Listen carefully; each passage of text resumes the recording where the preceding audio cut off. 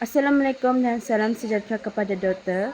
Kami dari Kumpulan 2 akan membentangkan tentang projek penanaman jagung manis yang telah dilakukan oleh kami sepanjang semester yang kedua. Saya Aina Aimulita. Saya Felicia Anna John, DP 250291. Hai, nama saya Rebeli Natasha Narantai dengan nombor metrik DP 250077. Nama saya adalah Winnie Wong dan nombor metrik saya adalah DP 250272. Pada hari ini saya akan membentangkan tentang pengenalan dan objektif kepada projek penanaman jagung. Projek dilakukan diberi nama penanaman jagung manis iaitu jagung manis Zia ML. Antara tujuan kepada penanaman jagung manis ini adalah untuk memberi pendedahan kepada teknik penanaman pertanian yang sebenar. Seterusnya, aktiviti yang telah kami lakukan adalah dari segi penyediaan tanah kepada penanaman, kepada penjagaan dan akhirnya adalah kepada proses penuaian. Antara objektif yang kami lakukan adalah untuk memahami teknik pertanian yang betul dan berkesan. Seterusnya adalah untuk mengenal pasti faktor yang mempengaruhi pertumbuhan dan hasil, sekaligus meningkatkan kemahiran yang praktikal, tanggungjawab dan minat terhadap pertanian. Seterusnya, kita beralih kepada fasa yang sangat kritikal dalam projek ini, iaitu pemilihan tapak dan penyediaan tanah. Kejayaan tanaman jagung kita bermula daripada kualiti tapak yang kita pilih. Bagi projek ini, kami telah memilih ladang kongsi 2 sebagai lokasi utama. Sebab utama pemilihan tapak ini adalah kerana keadaan tanah yang sangat subur mempunyai sistem saliran yang baik untuk mengelakkan air bertakung serta lokasinya yang mudah diakses untuk urusan penjagaan. Untuk pengetahuan rakan-rakan, jagung manis memerlukan ciri tanah yang spesifik. Kami memastikan tanah di sini bukan sahaja mempunyai saliran yang baik, malah mempunyai nilai pH yang seimbang, yang mana sangat ideal untuk pertumbuhan akar jagung yang optimum.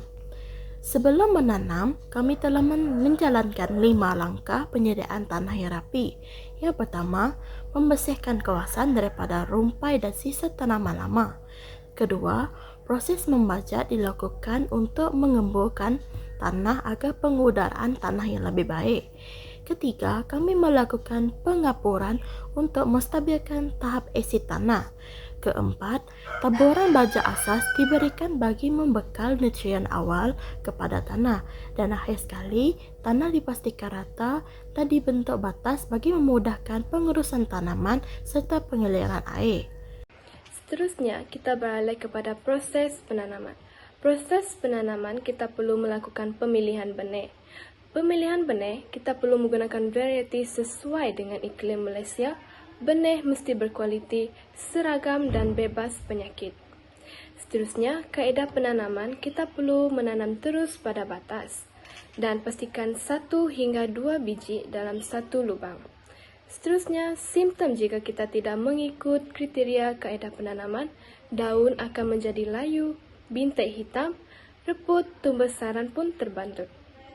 Terdapat juga jenis perosak, contohnya ulat, belalang, aphid, sipu babi dan juga tikus. Kesannya akan membuatkan daun kita berlubang, tongkol, rosak. Seterusnya, kaedah kawalan. Kita akan menggunakan kawalan fizikal, iaitu buang bahagian dijangkiti. Biologi, gunakan musuh semula jadi. Kimia pula, racun serangga atau kulat, kita perlu menggunakan berhati-hati. Amalan budaya pula, kita perlu melakukan giliran tanaman dan benih berkualiti.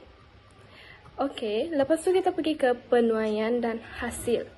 Jadi, waktu tuai dia, kita perlu jangkaan dia dalam anggaran 60 hingga 70 hari selepas kita menanam. Jadi, tanda matang, jika kita nak tahu tanda matang dia, kita perlu tengok tongkol penuh, rambut perang. Kaedah tuai, kita perlu menggunakan manual, iaitu petik berhati-hati.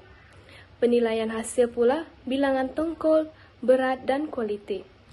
Jadi, faktor hasil bergantung kepada penjagaan, pembajaan, kawalan, perosak. Hari ini saya akan menerangkan tentang proses pengendalian lepas tuai dan juga pasaran. Pertama, proses lepas tuai. Selepas jagung dituai, kita perlu membersihkan kotoran dan daun yang melekat pada jagung. Seperti daun yang dah mati tu kita cabutlah dari dia punya akar, takut nanti dia tak kemas dan juga macam kurang bersih.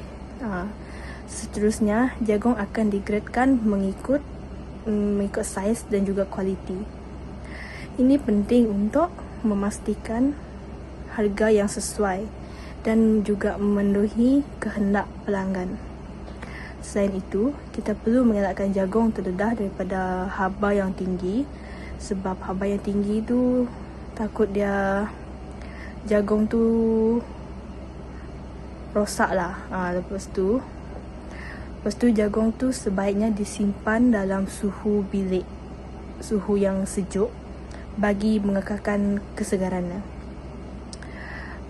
Kemudian kita balik kepada kaedah pemasaran. Jagung boleh dijual secara segar di pasar tani, gerai atau pasar raya. Selain daripada itu, kita juga boleh menghasilkan produk ini seperti menjual jagung rebus, jagung bakar dan sebagainya untuk menarik lebih ramai pelanggan dan juga untuk meningkatkan jualan jagung kita pada tahun ini. Akhir sekali, pemasaran secara terus kepada pengguna dapat memberikan keuntungan yang lebih tinggi kerana tidak melibatkan orang tengah.